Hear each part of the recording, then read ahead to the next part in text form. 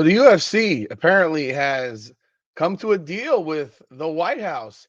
Dana White announced it yesterday that the UFC White House show is a done deal.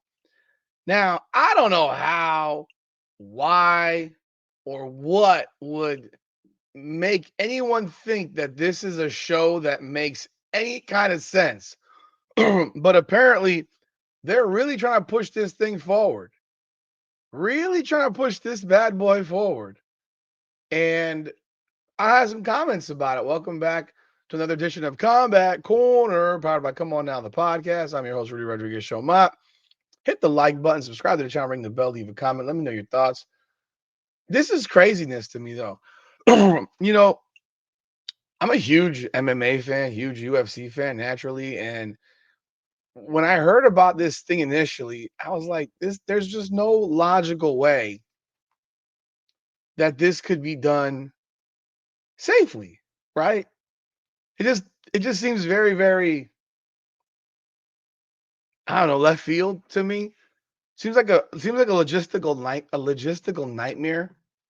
You know, it's one thing to have an event in DC, have an event at the arena, have an event at the football stadium or whatever, try to make some epic event. The thought of constructing an arena basically on the White House lawn. Maybe I'm not seeing the vision. Maybe I'm thinking of all the things that can go wrong. Are you selling tickets to general public to come on the White House lawn to watch a fight? I'm just trying to figure this out. Listen to what Dana White had to say about this. So here's Dana White. The White House fight is on. We got it done today. Let's hear how. Fight is on. I will have more details on that in the next couple weeks. But we got it done today. I had a great day. Just about to take off here from Washington D.C. We had the meeting at the White House. Could not have gone better. This is going to be awesome. White House fight is on. The White House fight is on. I will have more details on that in the next couple weeks. So there you have it. The White House fight is on, according to Dana White. I would love to hear the logistical strategy implemented in this. I cannot imagine that you can have these be tickets available to the public because it just seems way too dangerous. I would have to think this is an event of nothing but dignitaries and celebrities because those people are a lot more easily background checked. Because I've been to UFC events where Donald Trump showed up, but it's a different animal. First of all, you don't know that he's showing up until he shows up. I mean, I'm sure Dana White knows that he's showing up, but general public has no idea, really. In this situation, you're talking about Donald Trump.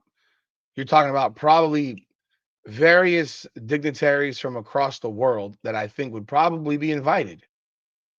It just seems like a real logistical nightmare, a headache and a half to get in and out of. I mean, I can only imagine. Like, they're gonna want to know your blood type if you're gonna be attending this event. I understand that people get to visit the White House and all that stuff, and for tours and such. But for an event of this magnitude, you're talking about.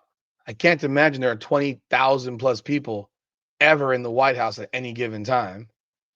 And you're talking about having 20,000 people at a fight. This is what had been reported. Maybe the attendance thing is different, but then what's the actual point if you're going to just do a fight to have 100 people watch? Like, that's not.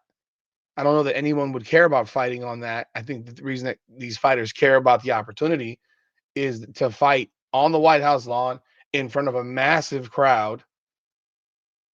So I guess, are you going to build up a stadium like maybe they do for tennis events or something like that? I have no idea. This thing is the crazy. Dana White has proven everyone wrong so many times over and over and over again. And that's why he is who he is. And, I'm sure he has some plan up his sleeve to get this done. It just seems absolutely insane that this could be accomplished and that the Secret Service could clear this. And there's so many logistical things. You're sitting here saying, okay, 20,000 people, where do you park? I guess maybe there's public transportation that gets you there, but where do you park otherwise? It's outside. What if it rains? Yeah. What if it rains? It's outside. What if God forbid there are threats that come in, which I'm sure there will be. That's my biggest thought, is that you have enough, the United States of America has enough beef with enough countries in this world that there's going to be some kind of threats that come in at some point. Is it worth it? Can you imagine having all these dignitaries there and your enemies decide, okay, this is the time that we're going to come for you? Seems very, very dangerous. Seems very, very dangerous. And I get it. The fighters want to fight. It would be the coolest. It'd probably be the coolest event ever. I mean, I would say it'd probably be the coolest event ever. But it's probably the most dangerous event ever to put together because there are so many logistical nightmares.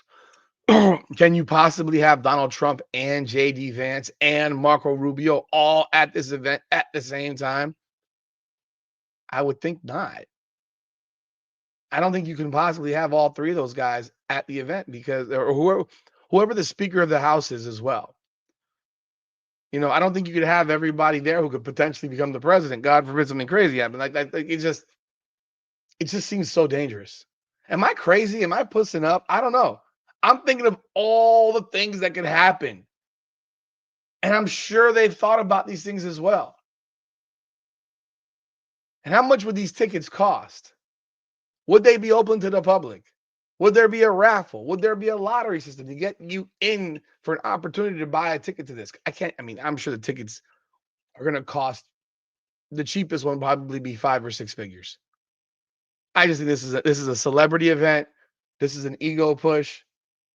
Not even for Dana White. I think this is a Donald Trump idea. I don't even think this is a Dana White idea. I think this is a Donald Trump idea. But yeah, they said it's official. It's done. So who's going to be on the fight card now?